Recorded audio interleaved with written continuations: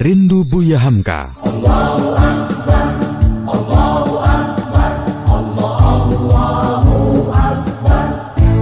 Kalam suci menyentuh kalbu berjuang, maju serentak membela kebenaran, untuk negara, bangsa dan kemakmuran. Hukum Allah tegakkan, hukum Allah tegakkan.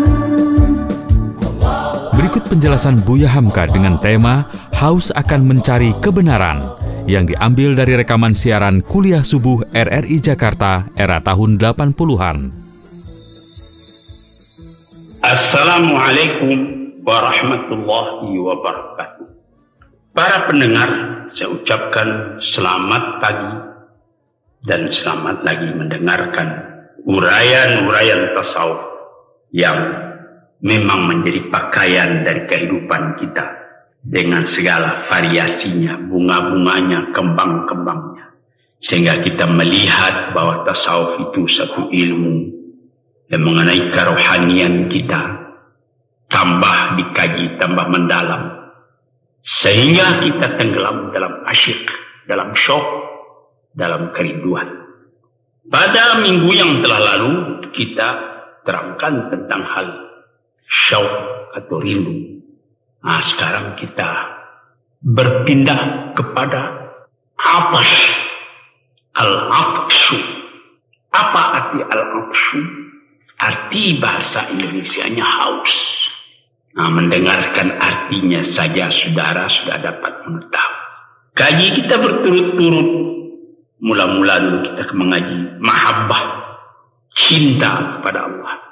Sudah berapa lama kita kaji, lantas pindah sesudah mahabbah itu ghirah, cemburu. Orang yang cinta sejati ada rasa cemburu dalam hatinya. Dia tidak mau berbagi cintanya itu. Dia cuma satu saja yang dicintai. Sesudah itu, sesudah ghirah, kita pindah kepada syauq, rindu. Rindu hendak bertemu. Sesudah itu kita pindah kepada qalaq, kegoncangan hati, kecemasan kalau kita punya permintaan tidak didengar, dan banyak misal-misal yang telah saya kemukakan di zaman yang sudah-sudah. Mudah-mudahan maksud pengajian ini merubah perasaan Tuhan, perasaan saudara-saudara.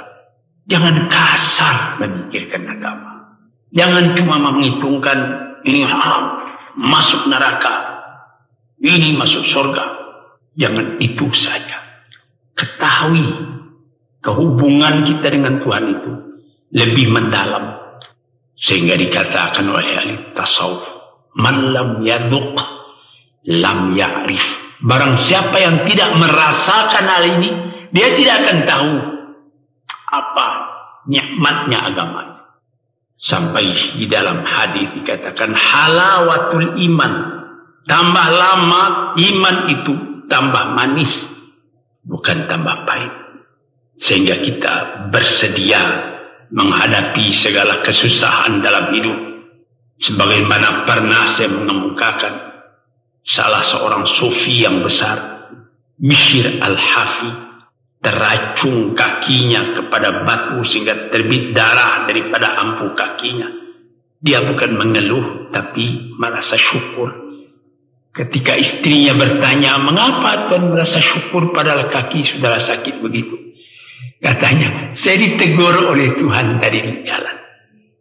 Jadi kalau ditegur oleh kekasih itu bukan sakit yang terasa, enak. Nah, ini dia saudara-saudara yang terhormat, pengajian kita. Saya sendiri pun di dalam mengaji ini berusaha juga tiap hari. Mudah-mudahan saya mendapat sifat. Karena tasawuf itu sifat. Arti tasawuf dan sifat artinya membersihkan. Dibersihkan selalu jiwa kita daripada kekotoran-kekotoran yang hinggap padanya. Nah, sekarang kita kaji lagi al-atash. Apa arti al-atash? Haus. Haus kenapa? Karena kita rindu. Karena kita cinta. Karena kita syok, rindu. Dengan sendirinya timbul kehausan. Ingin hendak bertemu, ingin hendak mendapat jalannya. Jadi di sini barinyalah keterangan mula-mula diambil daripada sebuah hadis, sebuah isi Al-Quran yang terkenal di dalam surat Nur. Dikatakan bahwa ada orang yang mencari kebenaran itu, haus akan kebenaran itu. Dimisalkan dalam Quran dalam surat Nur, kasarabin biqi'atin yahsabu dham'anu ma'a, serupa dengan fata morgana, gejala panas di padang pasir. Yahsabu dham'anu ma'a, orang yang haus menyangka bahwa yang berkilat di padang pasir itu air, maka ditempuhnya lah, dijalaninya. Malah kalau kita naik mobil pun di tempat yang sunyi di waktu panas dari pukul 11 tengah hari. Misalnya kita berangkat dari Panarukan hendak menuju Indramayu, Jati Barang, jalannya lurus. Itu kelihatan seperti air di tengah jalan. Untung kita naik mobil. Bagaimana kalau kita jalan kaki? Saya sendiri sudah menderita yang demikian itu. Ketika umur saya masih muda, umur 19 tahun. Saya tidak ada uang buat menyewa unta. Lalu saya berjalan kaki dengan salah seorang teman saya, orang meninjau juga. Kalau saya tidak lupa namanya Haji Mahmud. Kami berangkat dari Mekah pukul 5 sore. Jalan kaki. Karena sudah terlalu capek berjalan, tak kira-kira baru 25 kilometer. Sudah dapat diangkat kaki lagi. Sudah semutan. Sudah pegal kaki. Karena itu, ya untuk berjalan sore. Sebab itu tidak panas pasirnya. Tetapi itu pasir dalam, lunak. Jadi kalau kita injak, boleh dikatakan kaki kita surut ke belakang sedikit. Nah, nanti lama-lama jadi pegal. Sekira-kira pukul 11 malam kami tidur. Tertidur di tengah padang pasir. Berdua dengan teman tadi. Kami sembahyang ketika itu dengan tayamum saja. Kami tidur. Enaknya tidur di padang pasir itu. Malam. Jadi panas tidak terasa. Tidak tersentak-sentak tidur. Setelah terbangun kemudian dilihat matahari. Sudah naik. Sudah cukup keluar, jadi kira-kira pukul 7. Baru kami sembahyang subuh. Habis sembahyang subuh kami berjalan. Tambah lama, tambah panas. Itu belum sampai di Bahra kan. Jadi, itu Bahra jarak antara Mekah dengan Jeddah, Bahra namanya. Sekarang dengan mobil itu tidak cukup. Barangkali cuma setengah jam dari Jeddah atau lebih-lebih sedikit. Cobalah saudara pikir waktu itu belum ada jalan raya seperti sekarang. Jadi sangat panasnya. Di dalam panas tadi dari jauh pukul 9, pukul 10, pukul 11 itu sudah sangat panas. Dari jauh kelihatan air, tergenang air nampak. Kita jalan, tidak ada air. Itu cuma gejala panas. Kita tambah haus. Di sini namakan atash, haus. Di dalam Quran dikatakannya kasarabin biqi'atin yahsabuhu dham'anu ma'a. Orang karena haus kepada air, dilihat dari jauh ada air, tapi idza ja'ahu setelah sampai ke tempat, lam yajidhu syai'a, tak ada apa-apa, tak ada air melainkan pasir yang panas. Ini satu. Jadi diumpamakan di sini orang dalam mencari kebenaran itu haus. Kalau tidak ada pimpinan dari Allah, mungkin air disangka air, padahal pasir. Namun kerinduan, namun kehausan tidak lepas, melainkan masih tetap mencari. Saudara-saudara yang terhormat, disinilah dikatakan atash itu, yaitu haus. Jadi, bagaimana kita hidup di dunia ini? Di Tidak ada yang lebih sangat panasnya dan gejalanya daripada mencari yang dicintai, cuma panas yang dapat. Orang yang ada dorongan daripada hati imannya, meskipun dia tidak mendapat air, dia masih tetap mencari. Sebab apa? Wa ja'alna minal ma'i kulla syai'in hayy. Kami jadikan daripada air itu segala sesuatu jadi hidup. Kalau dapat air itu, di sini dikatakan diberi harapan dalam Al-Quran sendiri. Orang-orang yang mencari kebenaran itu, Allah istaqamu ala tariqati asqainahum ma'an ghadaqa. Orang yang istiqamah tetap, meskipun tadinya dia tertipu oleh gejala panas, disangkanya itu air, namun dia tetap mencari. Di sini istiqamah, sini atash, dia tetap merasa haus, dia tetap mencari. Jangan bimbang, teruskan perjalanan.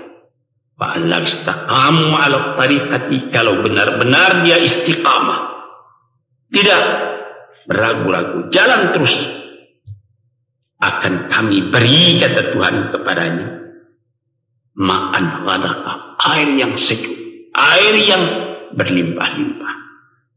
Hadirin atau pendengar kuliah subuh yang tercinta, ini sudah ditafsirkan. Ayat ini turun 1400 tahun yang terlalu. Berapa banyak tempat di tanah Arab yang kering, yang kersang, yang tidak ada air padanya. Cuma dari jauh-jauh ada satu tempat yang bernama Wahah. Orang barat menyempuasa dari kata-kata Wahah. Itu lembah-lembah. Di situ digali orang sumur, nanti dapat air di bawah, diangkat ke atas, maka dapatlah orang di kampung tadi Wahah, tadi air minum. Sebab itu dalam perjalanan orang masa naik unta dari Mekah ke Madinah, di Wahah itulah berhenti unta, karena di sana sudah sejak dulu digali sumur-sumur tempat orang akan minum, akan berhenti bermalam atau berhenti siang kalau di musim panas. Dia berjalan sejak dari pukul 5 sore sampai nanti pukul 6 pagi. Habis semir subuh, ditanggalinya sukduf untanya, dan dia tinggal di sana sampai sore. Siang hari itu bertanaklah, memulailah makan minum, karena tidak dapat menempuh panas waktu sangat teriknya itu. Tapi sekarang saudara-saudara yang terhormat, wa law istaqamu ala tariqati la asqainahum ma'an ghadaqa. Kehausan orang akan air di mana-mana membuka pikiran orang. Disebut dalam pepatah orang Arab, al-hajatu ummul ikhtira'i. Sangat perlu orang kepada sesuatu, pada sukar mencarinya. Orang mencari pikiran-pikiran baru, inspirasi baru. Ketika saya naik haji ke Mekah di tahun 1927,